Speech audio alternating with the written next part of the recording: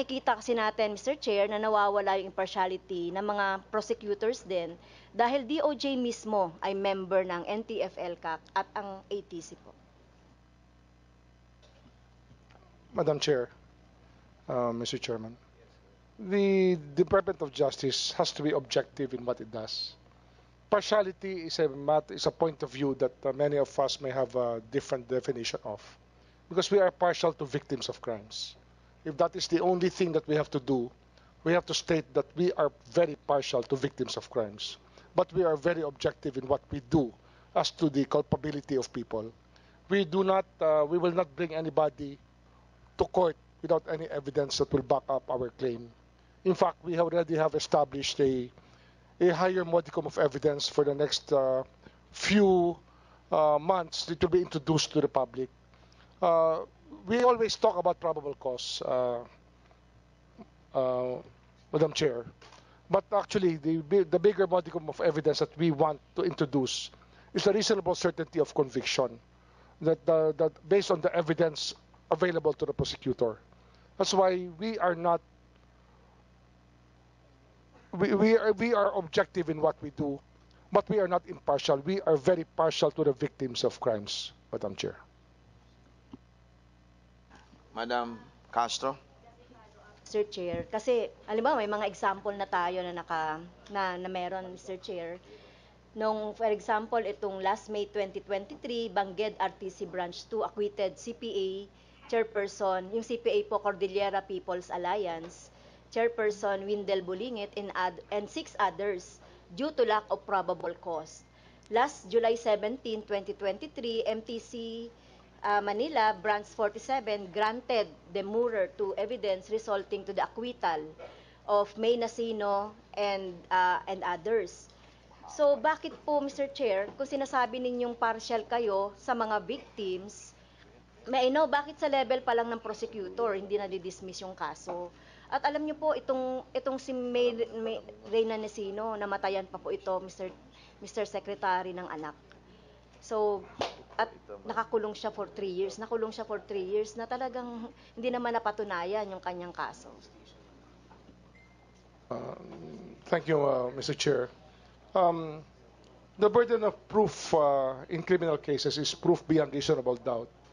Vis-a-vis the reason why people file cases just because of probable cause. That's why the Department of Justice is adopting a higher standard, which is reasonable certainty of conviction based on the evidence.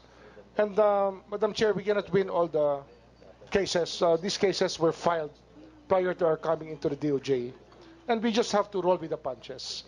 We cannot win all the cases that are filed by the prosecutors, but we can assure everybody, Mr. Chair, Madam Chair, that our standard of looking at the cases is much higher now, and we are demanding much more from the prosecutors before they file cases. That is something that has to be done to actually solve many problems, including the congestion of our jail system. So last question po as regards to that. So are there mechanisms, Mr. Chair, Mr. Secretary, that are in place para po mapanatili natin yung impartiality ng mga prosecutors and at the same time DOJ as part of NTF, ELCAC, and ATC? Well, as I said again, I will repeat again, Mr. Chair, Madam Chair, that impartiality is not what we look at here. We're looking at objectivity. Will always be partial to the victims of crimes and defend their right to redress of grievances, which is also a constitutional right. But objectivity is, I think, is the more important thing, that we do not go to court with bias against anybody.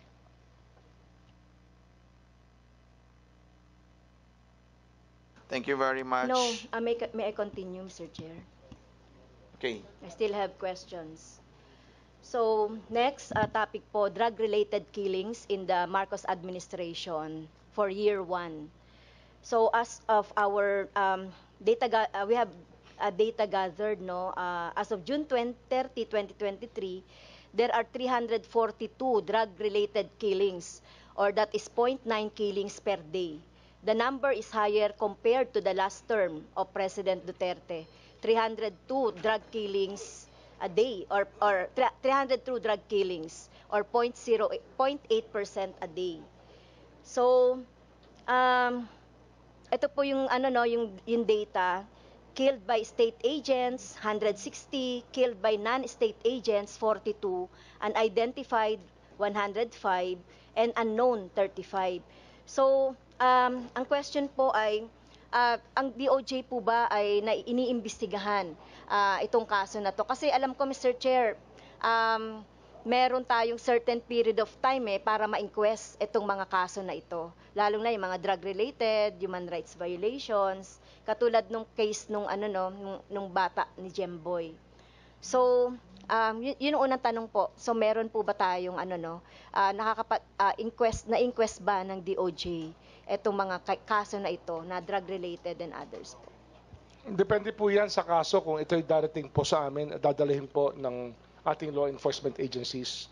May inquest po yan kung nandun po ang kaso, kompleto po ang detalye, at kompleto po ang reklamo, kompleto po ang testigo. Ang ganyang problema kasi po, hindi ho namin alam kung saan nanggagaling ang data na ating po pinag-uusapan. Ngunit, maliwanag po na yung mga pangyayari po na sasabihin na drug-related ay hindi po natin masasabi kung totoo po ito o hindi. Ang mahalaga po ay ma-validate muna itong data Yung ito. data po na yan, Mr. Chair, ay galing din po yan sa PNP. So, yun po yung data na nanggagaling. So, kung sinabi yung drug-related killings, Mr. Chair, mahirap po kasi sabihin pag unknown persons ang gumawa, bakit po para nilalagay na state agents kagad o kaya sasabihin na killings under Marcos para hong may pinatatamaan po sa politika. Sana po, hindi naman po. So, syempre, nanggagaling po yan sa panahon na po nito. Kaya nga po na-compare natin. May nangyayari pong pagpatay. Kaya po na-compare natin, Mr. Secretary, yung last year nung panahon ni Duterte at saka yung ngayon. Based yan doon sa PNP, PNP data po. Sige po. Basta yung data po na yan ay gusto po namin malaman at makita. At ito po yung aming i-validate kung totoo po yan. So meron na po bang... bang... Pwede namin tanongin siguro sa NBI at sa police kung ito po ay may basihan ng lahat ng data na to. Thank you, Mr. Secretary. Meron na po na inquest related dito sa drug? Ang inquest po kasi may specific cases po. Kung sasabihin nyo sa amin ang pangalan, hahanapin po namin sa aming pong talaan. So sa ngayon po, so without naming names, ilan po ang na-inquest based doon sa mga drug-related cases? Anong period po yung inquest na tinatanong nyo? Kung ito po ay from July 1, 2022 hanggang ngayon sa kasalukuyan po? Yes, Mr. Secretary, ito po yung June 30 hanggang June 30, 2023. Mula po nung June 30, 2022 hanggang June 30, 2023 po, Mr. Chair. Hahanapin po namin ang mga inquest records po. At ngayon po sasabihin po na natin, andito po ang Prosecutor General upang tanungin po ang bawat sangay ng Department of Justice tungkol sa pag-i-inquest ng drug-related killings na inyo pong tinatanong, kung ito po ay na-inquest na o hindi ng ating pong Department of Justice. So, pwede po bang makakuha ng data, Mr. Secretary? Yes, the Prosecutor General will furnish you the data, ma'am. Last topic na lang, Mr. Chair. Seconds. About ina-advocate ko na kasi ito dahil sa ating mga PDLs. Subsistence allowance of inmates sa mga Bucor. So nakalagay pa rin po dito, Mr. Chair, Mr. Secretary, na 70 pesos subsistence allowance and 15 pesos medical allowance. So last year po kinwestiyon ko na ito. Pero hanggang ngayon 70 pa rin. Ano na inflation, no, Mr. Secretary and Mr. Chair. Pero bakit kaya ano ba yung nirekomenda nyo sa DBM? Ito pa rin po ba yung nirekomenda nyo? Kasi yan po rin po yung nasa NEP. So, under what program, activity, project, ito nakalagay specifically, how much PS, MOOE, CO allotted dito sa subsistence and medical? Ang amin pong hiningi sa Bucor po, ang hiningi sa budget ay 100 pesos at 30 pesos. 100 pesos sa pagkain at 30 pesos po sa gamot. Ngunit hindi ito binigay sa amin. At marami hong hindi talaga binigay ang DBM na kailangan po ng DOJ. Yung ano nga, yung congestion po ng ating mga kulungan. Ang piitan po natin ay nasa 383% ang congestion rate. Ngunit, ang hiningi namin po para maiayos to ay 23 billion para magpagawa ng bagong piitan at para ma-decongest po natin ang mga tao. Ngunit wala akong binigay sa amin na gantong pondo ang gobyerno. Nandiyan ba ang DBM, Sir Chair? Can Wait. we ask the DBM to answer? I think your time is over, and if you want to ask the DBM, please take your questions in the second round. So for the first round, Mr. Chair, sasagutin naman, hindi rin ako nagtatanong eh. DBM, kasi sinabi po ni Sir Secretary na ganito yung... wala naman si ganito DBM po rito. DBM is not a member of the DOJ family. So, I know po, kasi sa mga, ang alam ko po, sa mga budget hearing, mayroon nandiyan ng DBM. Sinabi ni Secretary, they asked for 100 okay, pesos. So bakit po hindi ba the concept binigay? is asked whether or not there is a representative from the office of the DBM.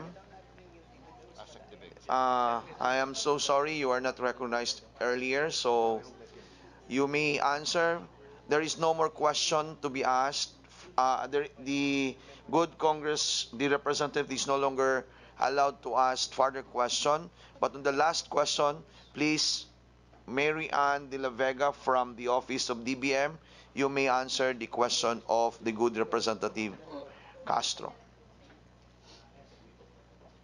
If you are around, please. Assistant Secretary Mary Ann de la Vega. Yes, good morning, Mr. Chair. I'm Mary Ann de la Vega from the DBM. Yes, we have maintained the rate for the PDLs as far as their subsistence is concerned, which is 70 and 15 for medical. That is also the same with the other PDLs with the BJMP. So the reason why it was maintained because the impact of the other PDLs also being maintained by PDL would amount to almost 3 billion pesos. So We have here Representative Rodante Marcoleta.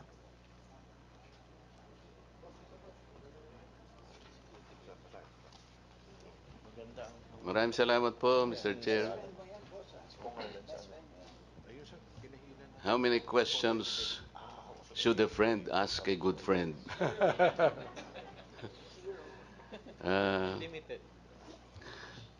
Meron lang po akong itatanong, Mr. Secretary. Ito po this is in regard to the persistence of the Office of the Prosecutor of the ICC to investigate alleged killings at the time of the former president.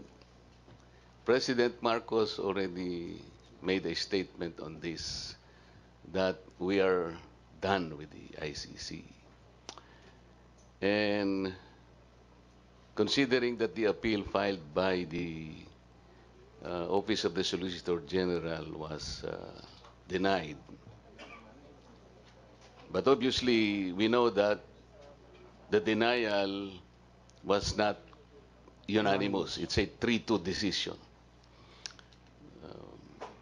Pero this morning, Mr. Secretary, if you will read the papers, yun pong ating Commission on Human Rights made a statement, public statement. Ang sabi niya, they are willing to cooperate with the ICC if their office is stopped by the prosecutor. Nakalimutan ko na yung pangalan niya, Mr. Chair. Karim Kiram yata yun? Hindi. Artista po yung Karim Kiram yata. Karim Khan ata. How is that possible, Mr. Secretary, for our own Human Rights Commission to express cooperation with the ICC when the President already said we're done with the ICC?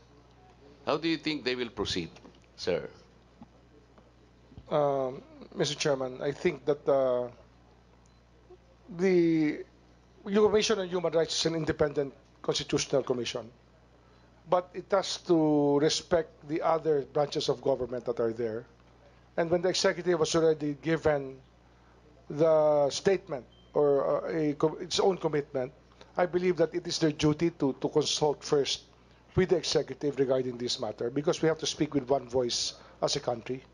So in this regard, Mr. Chairman, we may have to communicate with the Commissioner on Human Rights about this matter. And of course, the Commission on Human Rights should also communicate with the Office of the Solicitor General. Yes, Mr. Chairman. Ano po yung competence ng ating yung mga cybercrime natin, Mr. Secretary? I have a very simple issue. Meron po kasing naglalaro sa Facebook. Siyempre po, hindi niya bibigay ang pangalan. Sometimes they make a mockery of the hearings in Congress, but they hide, their identity. Incognito sila sa Facebook, but they tag people. When you ask the people being tagged in the Facebook, sabi nila friend sila. Pag tinag mo pala, Mr. Chair, friend mo pala. Ngayon, pag tinanong mo yung friend, kung kakilala niya yung tinag niya, kahit na friend niya, hindi niya rin kilala. Is it possible for the NBI cybercrime to identify kung sino man yun para hindi na mo nakapaglalaro sila?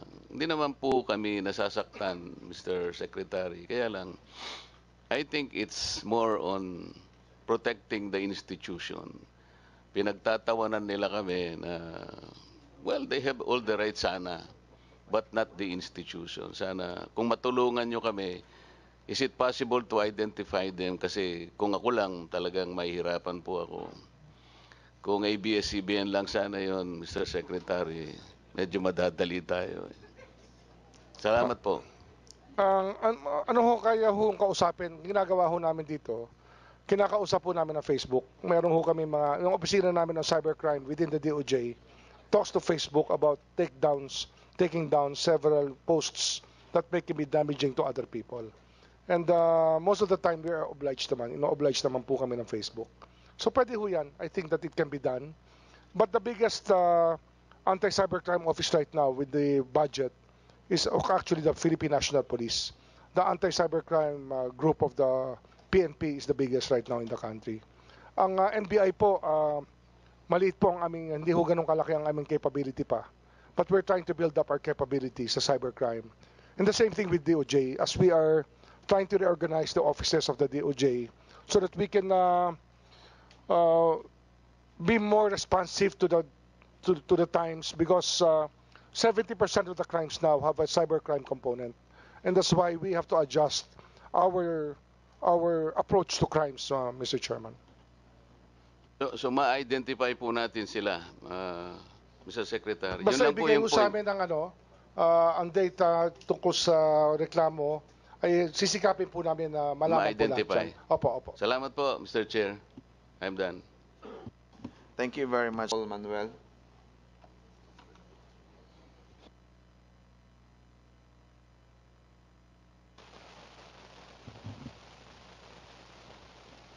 Good morning, Mr. Chair. Good morning po sa lahat. I'd like to proceed straight to my questions.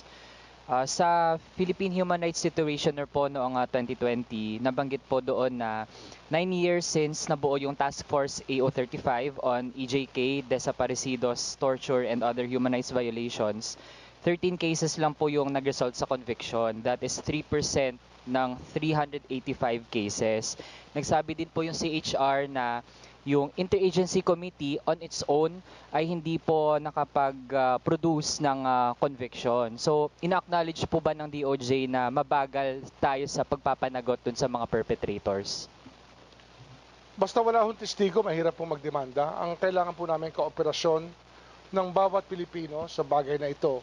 At sana po merong hong magsusuplong ng mga salarin at magsasalita tungkol po sa mga krimen.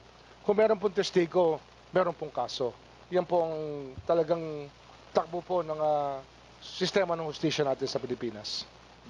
Mr. Chair, while meron naman po kasing mga gusto sanang mag-testify, tapos marami ding mga accounts, reports, and narratives, pero based po sa same report, mas marami pa po yung nadi-dismiss, 127 cases. Naka-clear po yung mga perpetrators through acquittals and dismissals. Kasama po dyan yung kay Manny Asuncion ng Cavite and yung Evangelista couple ng Batangas. 33% po yung mga nakiklear. So, mas mataas pa po yung batting average natin sa pag-clear ng perpetrator. So, paano po kaya natin mas pagbubutihin pa yung pag-aana nitong ating task force? Ang problema ho kasi dito, basta may kaso po, depende po yan kung sa prosecution po kiniklear yan o sa korte na mismo. Kasi pagka sa prosecution po kiniklear yan, ibig sabihin, hindi ho dumabot sa piskal yung mga testigo laban po sa mga salarin sa isang krimen. Kaya sabi ko nga, ang mahalaga po ay ebidensya. Kung meron pong mga testigo at may ebidensya, sahabulin po ng DOJ lahat yan. Ang problema po, pag wala hong testigo at walang ebidensya, saan po kami magsisimula? Kaya ho, ang ginawa namin ngayon ay pinagsasama namin ngayon ang pulis tsaka ang piskal na matuto sila magtrabaho magkasama upang magkaroon po ng case build-up. Yun lang po ang paraan upang malalakas ang kaso ma-file natin. Ngunit kung sa mga ganito pong mga krimen nga, kung wala hong testigo at wala ho talaga ebidensya, napakahirap po talaga na manalo sa kahit anong kaso na ganito po. Mr. Chair, yung sa case po kasi ni Manny Asuncion, na isa pong labor leader sa Cavite, doon po may mga witnesses nga po na nagsasabi naman talaga na hindi totoo yung mga binabanggit ng police, pero at the end of the day, siya pa rin naman ay, yung kaso na dismiss due to lack of evidence di umano. Pero with that, Mr. Chair, I'd like to proceed na to my next topic.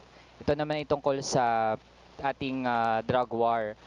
Noong June 30, 2020, in-announce po sa UN Human Rights Council session na nire-review na yung around 6,000 na anti-illegal drug operations kung saan may mga namatay. Meron po bang operational guidelines yung interagency panel on this review?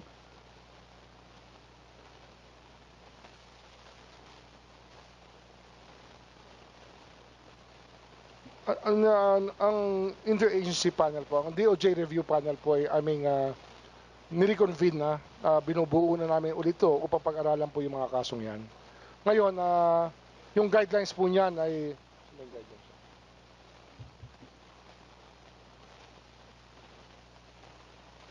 ang guidelines po nito sa review panel na aming binuo at binubuo muli ay nasa ilalim po ng AO35 na meron po tayo ngayon sa DOJ. Meron po bang particular guidelines ito, Mr. Chair, na nakasulat, printed out?